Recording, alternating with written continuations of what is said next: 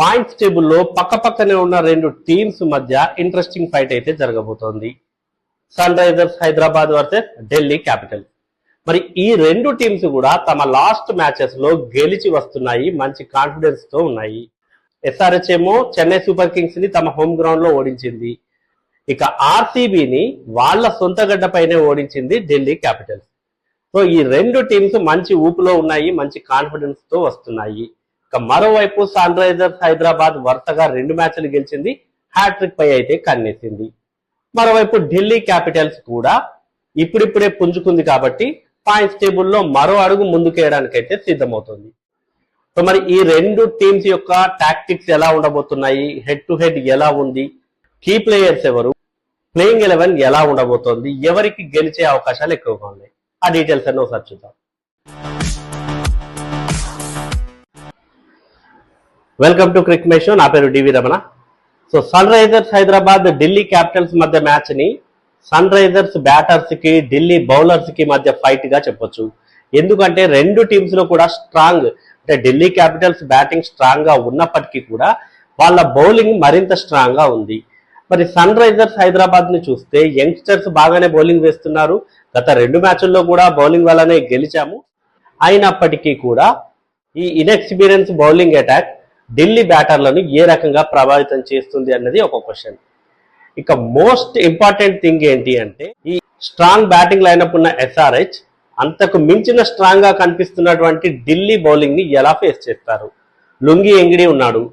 Lungi Ngidi ఏ range లో bowling వేస్తున్నాడో మనందరం చూస్తూ ఉన్నాము. T20 వరల్డ్ కప్ నుంచి కూడా అతను తన బౌలింగ్ లో అయితే చాలా వేరియేషన్స్ వచ్చాయి. స్లో బాల్స్ వేస్తున్నాడు, స్లో బౌన్సర్స్ వేస్తున్నాడు, యార్కర్స్ అందిస్తున్నాడు.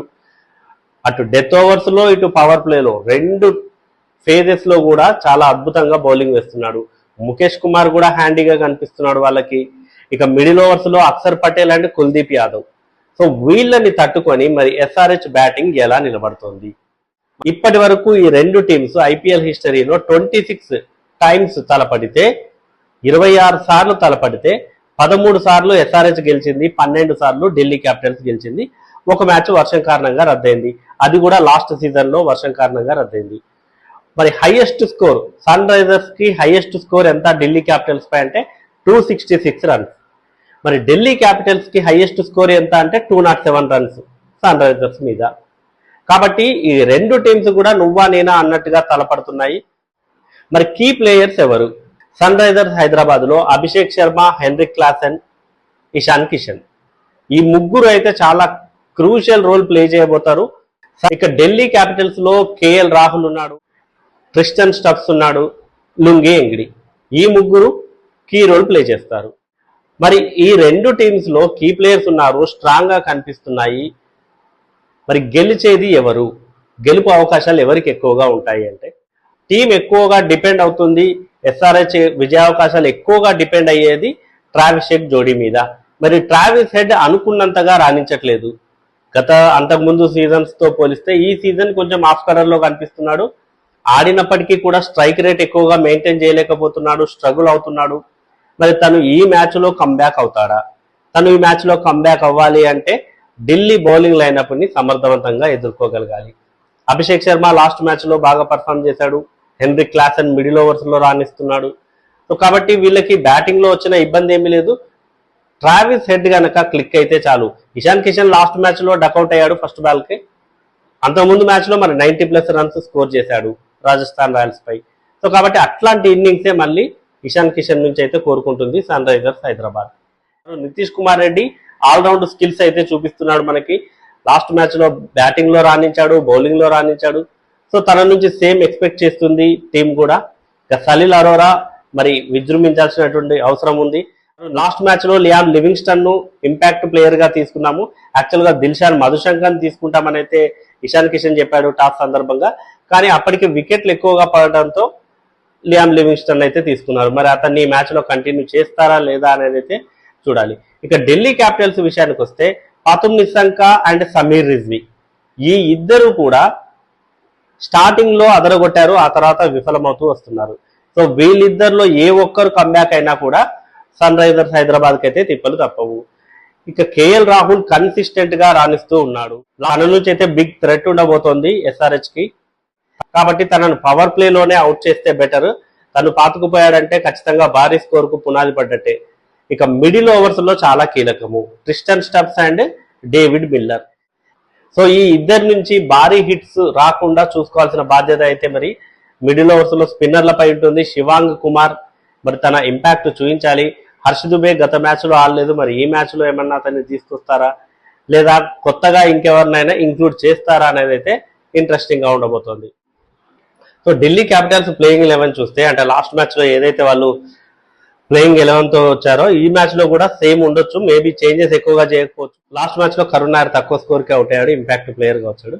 సో ఈ మ్యాచ్ లో ఎలా ఉంటుందో KL Rahul, Pathum Nissanka, Karun Nair, Sameer Rizvi, last Tristan Stubbs, Axar Patel, David Miller, Kuldeep Yadav, T Natarajan, Mukesh Kumar, Lungi Ngidi. మరి ఎస్ఆర్హెచ్ ప్లేయింగ్ 11 కూడా చూస్తే Abhishek Sharma, Travis Head, Ishan Kishan, Heinrich Klaasen, Aniket Verma, Nitish Kumar Reddy, Shivang Kumar, Praful సింగే, ఇషాన్ మలింగా, సాకిబ్ హుస్సేన్. లియామ్ లివింగ్స్టన్ ని మరి కంటిన్యూ చేస్తారా అలానే, లేదంటే లాస్ట్ మ్యాచ్ లో ఇంపాక్ట్ ప్లేయర్ గా తీసుకున్నారు, లేదా హర్ష్ దుబేని తీసుకుంటారా? మరి దిల్షాన్ మధుశంకర్ ని కూడా తీసుకునే ఛాన్స్ ఉంది. లాస్ట్ మ్యాచ్ లో ఆల్రెడీ అతన్ని అనౌన్స్ చేశాడు ఇషాన్ కిషన్, కానీ వికెట్స్ ఎక్కువగా పడటంతో అతన్ని తీసుకోలేదు, లివింగ్స్టన్ తీసుకున్నారు. ఈ మ్యాచ్ లో ఏదైనా చేంజ్ చేయదలుచుకుంటే ఒకవేళ దిల్షాన్ మధుశంకర్ తీసుకుంటారనిపిస్తోంది లివింగ్స్టన్ ప్లేస్ లో ఇంపాక్ట్ ప్లేయర్ గా. సో ఇక మిగతా టీం అయితే సేమ్ టు సేమ్ ఉండొచ్చు. హర్ష్ దుబే విషయంలో మరి ఏమైనా ఆలోచిస్తే అతన్ని తీసుకునే ఛాన్స్ ఉంది. ఇక్కడ సన్ రైజర్స్ హైదరాబాద్ అంటే ఈ హైదరాబాద్ పిచ్లపై ఎక్కువగా ఆడిన అనుభవం ఉంది ఢిల్లీ బౌలర్ టి నటరాజన్ కి. మరి టి నటరాజన్ నుంచి ఆ మిడిల్ ఓవర్స్ లో ఎస్పెషల్లీ తన నుంచి అయితే థ్రెట్ ఉండబోతోంది. నటరాజన్ కి ఇక్కడ పిచ్ కండిషన్స్ తెలుసు, ఇక్కడ బ్యాటర్స్ ఎలా ఆడతారు అన్న దానిపై కూడా అవగాహన ఉంది. కాబట్టి అతడి విషయంలో కాస్త జాగ్రత్తగా ఆడాల్సినటువంటి అవసరం ఉంది. మనం లాస్ట్ మ్యాచ్ లో చూసాము ఆర్సీబీని ఏ రకంగా కట్టడి చేశారో ఢిల్లీ క్యాపిటల్స్, మరి అదే రకంగా ఎస్ఆర్హెచ్ ని కూడా వాళ్ళు కట్టడి చేసే ఛాన్స్ ఉంది. డెఫినెట్ గా ఎవరైనా ఒక ఇద్దరు బ్యాటర్స్ గట్టిగా నిలబడితే భారీ స్కోర్ రావడం అయితే ఖాయమనిపిస్తుంది. ఇక ట్రెండ్స్ ఎలా ఉన్నాయి, ఈ ట్రెండ్ ఎలా కొనసాగుతుందంటే ఎస్ఆర్హెచ్ ట్రెండ్ ఇప్పటి వరకు 6 మ్యాచ్ల్లో టాస్ ఓడిపోయింది. టాస్ ఓడిపోయి ఫస్ట్ బ్యాటింగే చేసింది సన్ రైజర్స్ హైదరాబాద్. ఇషాన్ కిషన్ కి కెప్టెన్ గా ఇది లాస్ట్ మ్యాచ్ కావచ్చు. ఎందుకు అంటే ప్యాట్ కమిన్స్ సిద్ధంగా ఉన్నాడు నెక్స్ట్ మ్యాచ్ నుంచి రాజస్థాన్ రాయల్స్ తో మ్యాచ్ నుంచి ఆడటానికి. కాబట్టి మరి ఇషాన్ కిషన్ కెప్టెన్ గా ఇది తనకు చివరి మ్యాచ్ అవుతుంది. కాబట్టి మరి ఇక్కడ టాస్ గెలిచి ఒక విన్నింగ్ నోట్ తో తన కెప్టెన్సీని ఫినిష్ చేస్తాడా ఈ సీజన్ కి? సరే ఫ్యూచర్ లో ఒకవేళ ప్యాట్ కమిన్స్ మళ్ళీ అందుబాటులో లేకపోతే ఇషాన్ కిషన్ ని లీడ్ చేయొచ్చు, దట్స్ ఎ డిఫరెంట్ స్టోరీ. మరి మొట్టమొదటిసారిగా సన్ రైజర్స్ హైదరాబాద్ చేజింగ్ చేసే ఛాన్స్ ఉందా? ఒకవేళ కనుక సన్ రైజర్స్ హైదరాబాద్ టాస్ గెలిస్తే ఏ డెసిషన్ తీసుకుంటుంది? ఇప్పటి వరకు 6 సార్లు టాస్ ఓడిపోయింది. కాబట్టి ఈ మ్యాచ్ లో టాస్ గెలిస్తే ఫస్ట్ బ్యాటింగ్ చేస్తుందా, సెకండ్ బ్యాటింగ్ చేస్తుందా? మరి ఈ మ్యాచ్ లో సన్ రైజర్స్ హైదరాబాద్ టాస్ గెలుస్తుందా, అలాగే మ్యాచ్ కూడా గెలుస్తుందా? మీరేమనుకుంటున్నారో కామెంట్ చేయండి.